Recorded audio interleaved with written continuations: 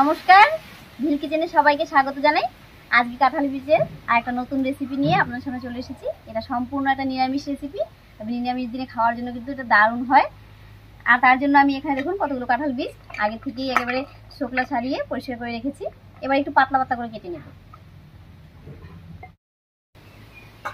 এর আগেও কাঁঠাল বীজ দিয়ে অনেক রেসিপি আমি আপনাদের সাথে শেয়ার করেছি।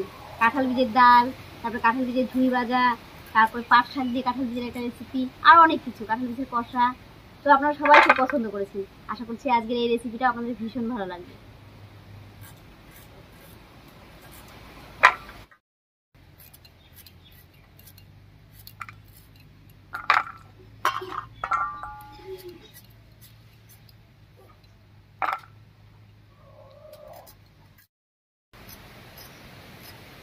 বেশ অনেকটা কাঁঠাল বীজ কেটে নিয়েছি।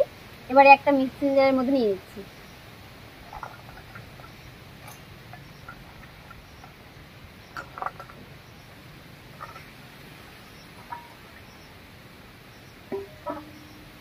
এর মধ্যে দেবো একটুখানি লবণ আর একটুখানি জল।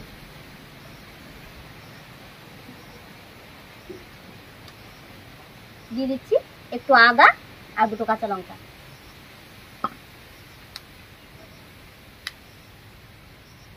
এবারে পেস্ট করে নেব। দেখুন কি সুন্দর করে পেস্ট করে নিয়েছি। এবারে একটা বড় বাটির মধ্যে নিয়ে নিচ্ছি।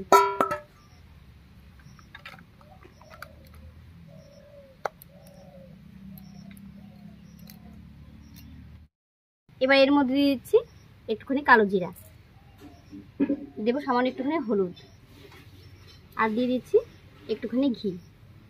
আগে থেকে লবণ দিয়েছিলাম তাই লবণ আর দিচ্ছি না, আপনাদের কম মনে হলে দিতে পারেন। এবারে দিয়ে দিচ্ছি একটুখানি বেসন। সব কিছু খুব ভালো করে মেখে নেব।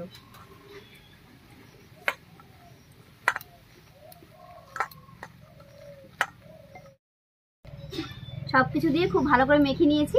এবারে এই অবস্থায় থাক, আমি একটু মশলা তৈরি করে নিচ্ছি।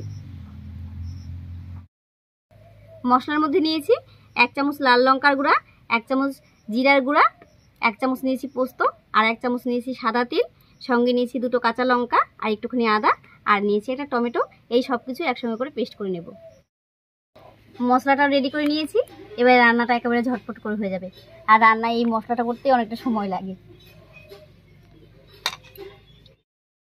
উনুন জ্বালিয়ে কড়াই বসিয়ে দিয়েছি। এবারে কড়াইয়ে সরষের তেল দেব।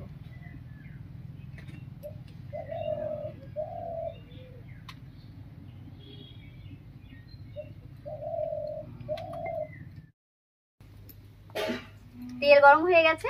এবারে মাখিয়ে রাখা কাঁঠাল বীজের মিশ্রণটা থেকে অল্প অল্প করে নেব আর বড়ার মতন করে ভেজে নেব।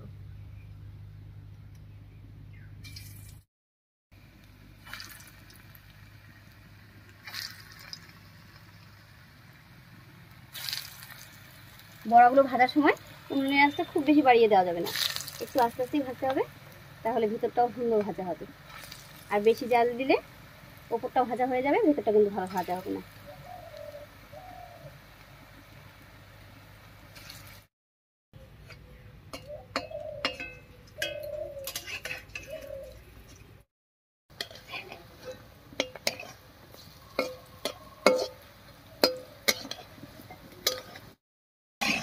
এই বড়া কটা ভাজা হয়ে গেছে, নামিয়ে নিচ্ছি। আর এই বড়াগুলো কিন্তু ডালের সঙ্গে এমনিও খাওয়া যাবে, একেবারে মুচমুচে বড়া।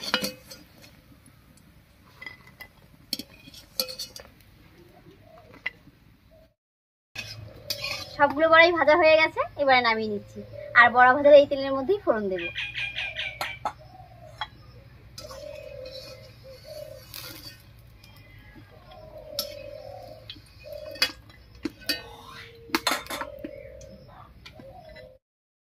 ফোড়নের জন্য দিয়ে দিচ্ছি গোটা গরম মশলা, তেজপাতা, আর দেবো গোটা জিরা।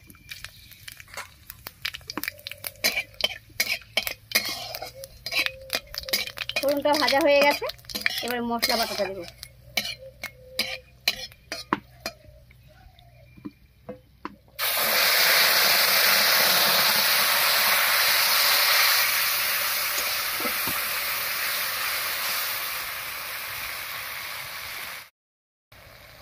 এরপরে দিয়ে দিচ্ছি স্বাদ মতো লবণ আর হলুদ।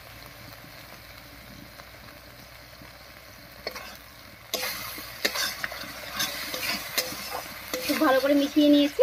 এবারে মশলা বাটা জল দিয়ে মশলাটা খুব ভালো করে কষিয়ে নেব।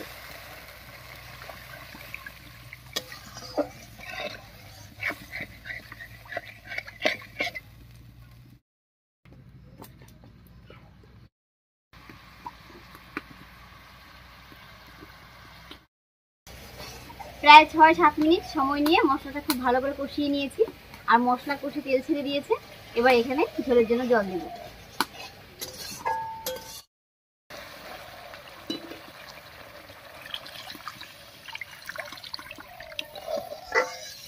জলটা একটু করে বেশি করে দিলাম, কারণ যে কোনো বড়ার তরকারি কিন্তু অনেকটা জল টেনে নেয়। এই রান্নাটা একটু মাখামাখাই হবে।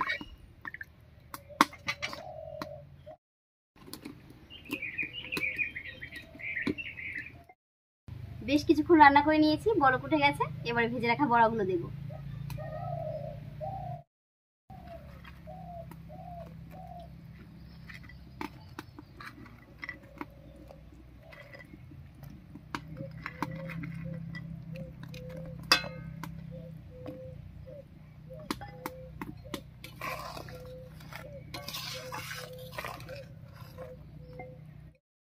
বড়াগুলো দিয়ে একটু রান্না করে নিয়েছি। এবার এর মধ্যে দেবো 1/2 চামচ মতো গরম মশলার গুঁড়া, আর দিয়ে দিচ্ছি 1 চামচ চিনি, আর দেবো 1 চামচ ঘি।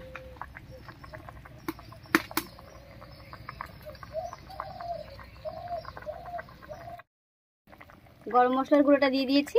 এবার দিয়ে দিচ্ছি 1 চামচ চিনি, আর দেবো 1 চামচ ঘি। নিরামিষ রান্না একটু মিষ্টি আর একটুখানি ঘি দিলে কিন্তু খেতে ভালো লাগে। এবারে ঢাকা দিয়ে 2-3 মিনিট রান্না করে নেব।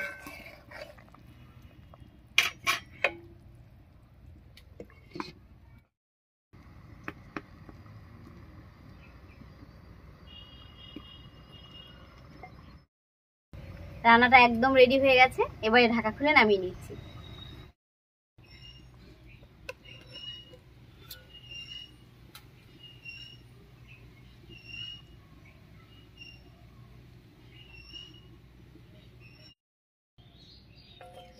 দেখুন রান্নাটা দেখতে কত সুন্দর হয়েছে, আর বড়াগুলোও কিন্তু নরম হয়ে গেছে। আর এটা খেতে দারুণ লাগবে, ভাতের সঙ্গে রুটির সঙ্গে সব কিছুর সঙ্গে খাওয়া যাবে। যাই হোক, আজকের এই ছোট্ট সহজ রেসিপিটা আপনাদের কাছে কেমন লাগলো অবশ্যই কমেন্টে জানাবেন। যদি ভালো লাগে একটা লাইক করে দেবেন এবং চ্যানেলটিকে সাবস্ক্রাইব করে এইভাবে আমাদের পাশে থাকবেন।